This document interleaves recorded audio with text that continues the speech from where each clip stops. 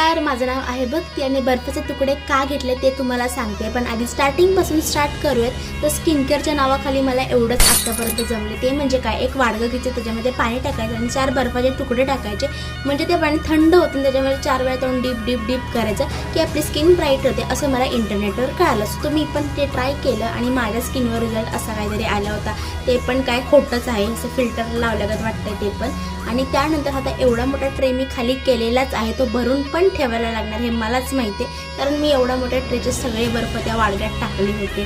So सगळं पाणी पटापटा भरून घेतलं आणि इतका मोठा टास्क होता माझ्या आयुष्यातला की हे पाणी न सांडवता मला फ्रीजमध्ये न्यायचं होतं. पण असं कसं होईल, हा माझा व्हिडिओ आहे, त्यात काहीतरी घोटाळा होणारच. म्हणजे काय, तर पाणी सांडलंच त्या लादीवर. सो पटापटा आधी ते लादीवरचं पाणी पुसून घेतलं आणि त्याला फ्रीजरमध्ये टाकलं.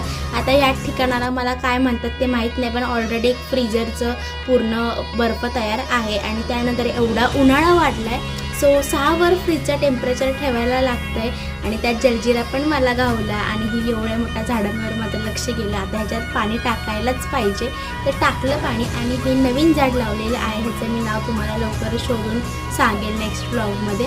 सो पटापट प्रत्येक झाडांना पाणी देऊन घेतलं का त्या झाडांना पण पाणी पाहिजे उन्हाळ्यामुळे. आणि त्यानंतर बघा, ही केळीची चिप्स आहे, ती ओरिजिनल आहेत, केरळवरून आणलेली. तुम्हाला नेक्स्ट व्लॉगमध्ये त्याची स्टोरी सांगते. भेटूया उद्याच्या व्लॉगमध्ये. चला बाय, सबस्क्राईब पण करा. बाय.